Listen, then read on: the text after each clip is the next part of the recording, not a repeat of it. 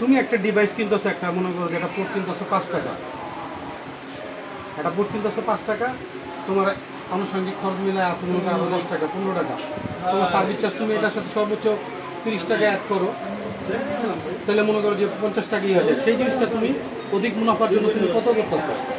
100 টাকা করে ফেলতেছো, 150 টাকা নিতেছো।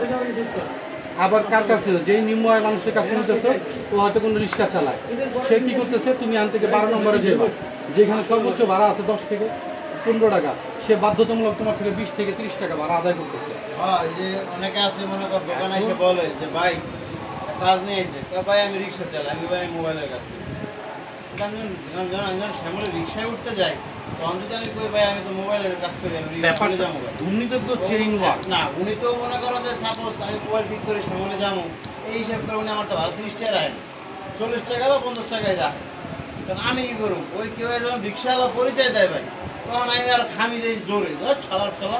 কিন্তু শ্যামলে গেলে যদি আমার 40 টাকা 50 টাকা, ব্যাপারটা তো রিস্কালাবদ্ধ, তো সীমাবদ্ধতা না। তাহলে কি দাঁড়াইলে আমরা প্রত্যেকেই দুর্নীতিগ্রস্ত, একেবারে সকলে সংশ্লিষ্ট ভাবে জড়িত, চেইন ওয়ার্ক দুর্নীতিগ্রস্ত। মানে দুর্নীতিটার আমরা এমন ভাবে লালন করতেছি বর্তমান সবার হৃদয়ে যে এর কোনো বিকল্প পথ নেই। দুর্নীতি মনে প্রাণে আমরা ঘৃণা করি, কিন্তু যে যার অবস্থান থেকে দুর্নীতির প্রাধান্য দিই অবশ্যই। অন্যের ক্ষেত্রে মানে সমস্যা প্রতিকারের লাইন আছে, হ্যাঁ প্রতিকারের লাইন আছে। নিজে দুর্নীতি ছেড়ে দাও প্রত্যেক সেক্টরে। তুমি যদি ধর্মীয় ব্যাপার নিয়ে বলো যে আমাদের নবী করিম সাল্লাল্লাহু আলাইহি ওয়াসাল্লাম এটা করছে ওইটা করছে, উনি তো বলছে যে মজুদ করো না, তোমার যে ব্যবসার যে মুনাফা অধিক মুনাফা করো না, সেক্ষেত্রে ব্যবসায়ীর অধিক মুনাফা করলো না। যারা লেবার শ্রমিক আছে তারা যখন স্বল্প আয় জিনিস কিনতে পারবো, তখন তারাও তো ওই অধিক ভাড়া কিংবা অধিক কোনো কিছু করার চেষ্টা করবে না। মূল বিষয় একটা নিজ অবস্থান থেকে দুর্নীতিটারে না করতে হবে। এটা তো গেল দুর্নীতি ভাই। আর এটার সাথে কি মুদ্রাস্ফীতি জড়িত? হ্যাঁ, দুর্নীতির সাথে কি মুদ্রাস্ফীতি জড়িত? যখন তোমার চাহিদা স্বল্পভাবে থাকবে। এখন এইখানে একটা কথা আছে ভাই, ধরেন আপনি একটা শ্রমিক বা একজন লেবারের দুর্নীতির দৌড় কোন দিন, সে যদি ভালো একটা পজিশনে থাকতো, সে বেশি দুর্নীতি করতো। এখন তার তো লিমিট, সে পারতেছে না। সে যদি বড় একটা স্থান থেকে সে দুর্নীতিটা বেশি করতো। যার যে অবস্থান থেকে যার ক্ষমতা যতটুকু, সে দুর্নীতিটা ওই লেভেলে করতেছে। এখন তো তোমার দ্বারা সম্ভব না যে 1 কোটি টাকা একটা স্ক্যাম করা সম্ভব। তোমার স্ক্যাম করা সম্ভব কত? 50,000, 20,000, 10,000। তুমি তোমার লেভেল অনুযায়ী স্ক্যাম করতেছো, তাই না? তোমার যদি সুযোগ থাকতো তুমি অবশ্যই এর চেয়ে বেশি করতে। এর পরিত্রাণী হচ্ছে নিজ থেকে নিজের দুর্নীতি মুক্ত রাখা। যখন তুমি তোমার জায়গা থেকে সচ্ছল থাকবা, স্বচ্ছ থাকবা, তখন আশা করি অন্যরা সেম কাজটা করবে। এখন এটা কি মানে পাবলিক থেকে তো শুরুটা করবে ভাই, বুঝলাম, কিন্তু রাষ্ট্রের এখানে ভূমিকা কি? রাষ্ট্রের ভূমিকা যেটা হচ্ছে, রাষ্ট্রীয়ভাবে নিপীড়িতভাবে যে মানুষগুলো দুর্নীতি করতেছে, সকলের জায়গা থেকে কঠোর মনোভাব একটা প্রকাশ করে। যেমন সরকার কিন্তু ঘোষণা দিচ্ছে দুর্নীতির বিরুদ্ধে 0 টলারেন্স। এখন সরকারের এককভাবে তো সম্ভব না। তুমি একটা কাজ যেটা তোমার বৈধভাবে করতে 10 টাকা লাগে, কিন্তু কাজে একটা ভুল ত্রুটি আছে, তুমি কি তাতে এই কাজটা করতে আমি আবার যাব, আমার রিক্সা ভাড়া যাবো 20 টাকা, তার থেকে আমি ওরা 10 টাকা দিয়ে আমি কাজটা সারে না, আমি ওরে আমার 20 টাকা খরচ যাবে, আমি করব, কিন্তু ওরে আমি 10 টাকা দিব না। যখন এই কাজটা তুমি করো, আমাদের দেশে ভাই দুর্নীতি তুমি কি করতেছো? তোমার একটু সুযোগ সুবিধার জন্য তুমি তো তারে দুর্নীতিগ্রস্ত বানাইতেছো। ঠিক আছে, মানছি ভাই আপনার কথা, কিন্তু ধরেন আমি গতকালকে আমি গ্রাম থেকে আসছি, ধরেন এই যে এইদিকে কদমতলী এই রাস্তা থেকে, এই রাস্তাটা হইতেছে 2 বছর আগেও এর আশপাশটা মনে করেন কৃষি হইতো।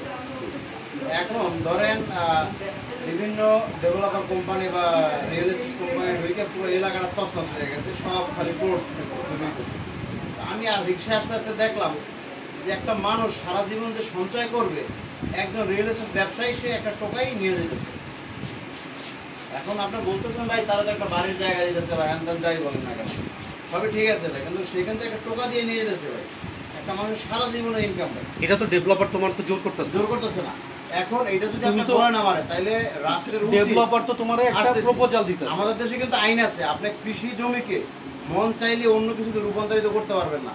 এটা কি জনগণ দেখবে না রাষ্ট্র দেখবে? আমার এটা জনগণ দেখবে, রাষ্ট্র উভয়ের দায়িত্ব। জনগণ কিভাবে দেখবে, রাষ্ট্র কিভাবে দেখবে? রাষ্ট্র তোমারে যখন বিধি নিষেধ করতেছে যে এই জায়গাটা কৃষি নির্ভর জমিগুলো আপনি মানে আবাসস্থল করতে পারবেন না, যখন এই জিনিসটা জনগণের সরকার বলতেছে, সেক্ষেত্রে জনগণ সরকার গভর্নমেন্টের তোয়াক্কাটা না করে যে আমাদের যে খাদ্যের এখন যে অবস্থা মূল্যে, আমরা কিন্তু খাদ্য উৎপাদনে নিজেরা তেমন একটা উৎপাদন করিও না, যারা করে ভাই তারা নিরুৎসাহিত হইতেছে কিন্তু। আর নিরুৎসাহিত হওয়ার দুইটাই কারণ আছে। এক হচ্ছে সঠিকভাবে যারা উৎপাদন করে এদের গভর্নমেন্ট থেকে সাপোর্ট পাইতেছে না, আর সাপোর্ট পাওয়ার না কারণ হচ্ছে আচ্ছা, আপনি কি জানেন যে বাংলাদেশ এই যে প্রেজেন্ট টাইমে কত টাকা ঋণ আছে বা কত টাকা ঋণ খেলাপি পর্যায়ে আছে, এটা কি ধারণা আছে? আমার ধারণা একটু ছিল, সম্ভবত 400। আচ্ছা, এইখানে জনগণের দোষটা কি, এটা আমার বলেন একটু ব্যাখ্যা করুন। জনগণ এখানে মানে এই যে আচ্ছা, রাষ্ট্রের আপনারা যে অনিয়ম বা আমরা যে ইন ফিউচারে যে আমাদের যে ঋণ আছে, এটা যে আপনি আর আমি যে ঋণের কথা টানবো আস্তে আস্তে, এইখানে জনগণের ভূমিকা ছিল কি? এইখানে জনগণের ভূমিকা ছিল সঠিকভাবে কর প্রদান করা। কর প্রদান করা, সঠিকভাবে প্রদান করা। আপনি তো কর প্রদান বা নেওয়ার বিষয় নিয়ে যখন বলি নাই ভাই। রাষ্ট্র, আমি বলছি যে যখন রাষ্ট্র, না না ভাই, এটা আপনি একটা কথা বলি, ঋণ আছে, এই ঋণের ঋণটা কেন হয়, ঋণটা গভর্নমেন্ট কেন হয়? যখন একটা সাধারণ পাবলিক করমুক্ত মানে জীবনযাপন করতে চায়, তখনই রাষ্ট্র এই লোনের যে ব্যাপারটা চাপটা বেশি করে। ওকে ফাইন, আপনার কথা আপনি যদি সঠিকভাবে আপনার আয়কর দিয়ে দেন, আমি মেনে নিলাম, তাহলে আর মানলে তো হইব না। 15 বছর আগে আমাদের আপনি কথাই বললেন, না না আপনি কথাই বললেন, হ্যাঁ হ্যাঁ ঠিক আছে, কিন্তু আপনি কার্যক্রম তো করলেন না। আচ্ছা, আমি বলি আপনাকে, এখন 2024 সাল, সে ধরেন 2000 সালে বা 2005 সাল 10 সাল পর্যন্ত মানুষ কত টাকা ট্যাক্স দিত বাংলাদেশে, আর এখন কত টাকা দেয়? আপনি জনগণকে তো কিছু দোষ দিতেছেন না? জনগণের দোষ আছে। এই সেন্সে বলতেছি যে 2010 সাল পর্যন্ত মানুষ কত টাকা ট্যাক্স দিত, আর এখন ট্যাক্স আদায় হইতেছে কত ভাই? এটা কি রেশিওটা বাড়ছে না কমছে? না, এখানে হচ্ছে যে ট্যাক্স আদায়ের যে রেশিওটা কি বাড়ছে না কমছে? কথা বলে অর্থনৈতিক যে বিপ্লবটা কিছুটা ঘটছে, এটা মানুষের সামঞ্জস্যপূর্ণ যে ট্যাক্স দিছে, এটা কি আগের থেকে 15 বছর আগের থেকে বেশি দিতেছে এখন না কম দিতেছে? বেশি দিচ্ছে, কারণ ইনকাম জনগণ এইখানে আগের থেকে ভূমিকা একটু হলেও না বাড়ছে না নাকি? জনগণের ভূমিকা না, এটা হচ্ছে যে আমাদের যে শিল্প ইন্ডাস্ট্রিগুলো আছে, যে শিল্প বিপ্লবটা আমাদের যেটা ঘুরছে, এই ইন্ডাস্ট্রিগুলো থেকে যে সরকার মুনাফাটা এটা একটু বাড়তি পাইতেছে, আর ট্যাক্স আদায় আগের থেকে বাড়তি হইতেছে। হ্যাঁ, কিন্তু ব্যয়টা তো বাড়তি সংকোচন হইতেছে, তাই না? রাষ্ট্রের অবকাঠামোর দিক থেকে উন্নয়ন হয়েছে, পার্টিসিপেট হওয়া দরকার, তার 1% রাষ্ট্রের অবকাঠামোর দিক থেকে উন্নয়ন হয়েছে না? আপনি কি রাষ্ট্রীয় অবকাঠামোর দিক থেকে উন্নয়ন পাইছেন না?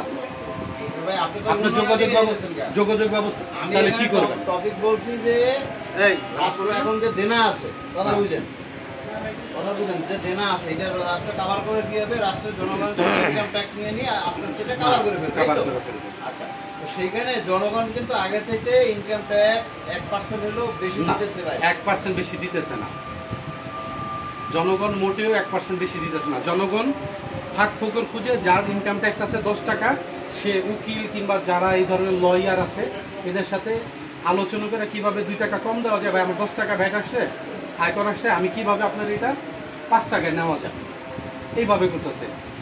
ব্যবসার পরিধি বাড়ছে, ব্যবসার মনে কর বিভিন্ন সেক্টর বাড়ছে, এই জন্য মনে হইতেছে যে গভর্নমেন্টের বিভিন্ন আয়ের সেক্টর বাড়ছে। বাট এই যে আমার একটা ব্যবসা 10 টাকা আয়কর জমা দিতে হবে, আমি ওইখানে আমার একটা আইনজীবী রাখছি, কিন্তু এর আমি সবসময় বলতেছি যে তার মানে আপনি বলতে চাচ্ছেন আইনজীবী আইনের বাইরে থেকে কাজ করতেছে, প্রতিটা সেক্টরে দুর্নীতি। এই গভর্নমেন্টের এইখান থেকেই একটা বের হওয়া আসার আইনের বাইরে যে কার্যক্রম করতে পারতেছে, এরকম বিষয়টা পারতেছে তো অর্থনৈতিকভাবে। ওই যে দুর্নীতিগ্রস্ত দেশ হয়ে গেছে, তার মানে আপনার অভিযোগটা টোটাল আইনজীবীদের বিরুদ্ধে। আর শুধু আইনজীবী না, প্রত্যেকটা জনগণের প্রতি। আইনজীবী দেশের একটা জনগণ, যে বিচার জাজমেন্ট জাজ করে সে একটা দেশের জনগণ, যে প্রধানমন্ত্রী সে একজন জনগণ, আমি সাধারণ একজন নাগরিক, আমিও একটা দেশের জনগণ। এই যে আমাদের সম্মিলিতভাবে যে একটা দেশ পরিচালনা করার একটা মনোভাব, এটা আসলে আমাদের কারো ভিতরে নেই। গভর্নমেন্টের দোষ দিতেছি, নিজে কিছু মানে দুর্নীতি করতেছি, প্লাস সবাইও দুর্নীতি করার উৎসাহ যোগাইতেছি। আপনার সর্বজনীন কত হলো? আপনার ফ্যামিলিতে 5 জন লোক আছে, 5 জনই দুর্নীতি। মাসে আপনার 25,000 টাকা দিতে আপনার ফ্যামিলিটা চালাইতে, কিন্তু এই 5 জন এখন আপনাকে 35,000 টাকা দিতে, তা আপনি চালাইতে পারতেছেন না, স্বীকার করলেন, এই তো স্বাভাবিক না?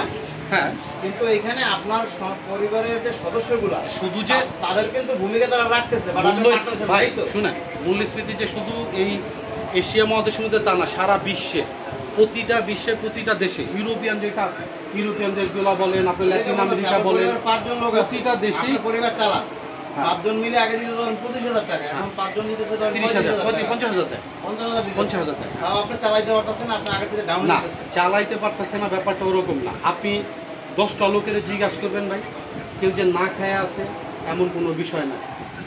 আজ থেকে যদি আপনি মানে 90 আগে কথা বলেন, মানুষের কিন্তু অর্থনৈতিক দ্রব্যমূল্যের দাম কম ছিল, কিন্তু মানুষের খাদ্য সংকটে ছিল। বর্তমান প্রজন্মরা কিন্তু কোনো খাদ্য সংকটে নাই। আগের থেকে আমাদের খাদ্য উৎপাদন বেশি হইতেছে এখন। আমরা আমদানি করতেছি, খাদ্য উৎপাদন করতেছি, যে কোনোভাবে গভর্নমেন্ট এটা কাভারেজ করতেছে। আর গভর্নমেন্ট কাভারেজ করতে আছে এই জন্য যে ঋণটার যে ব্যাপারটা, এগুলোর জন্য অনেকটা দায়ী আমরা, এবং বাকিটা দায় গভর্নমেন্টের। গভর্নমেন্ট এটা সঠিক তদারকি করে না। আর যারা এই দায়িত্বটা আছে, এদের অবহেলার কারণে সবাইকে আর খারাপ না, একটা প্রশাসনকে সবাই খারাপ হইতে পারে না। কারণ প্রতিটা নাগরিক যদি মনে করে খারাপ হয়, তাহলে কিংবা প্রতিটা প্রশাসন তাহলে রাষ্ট্র মতো চলে না।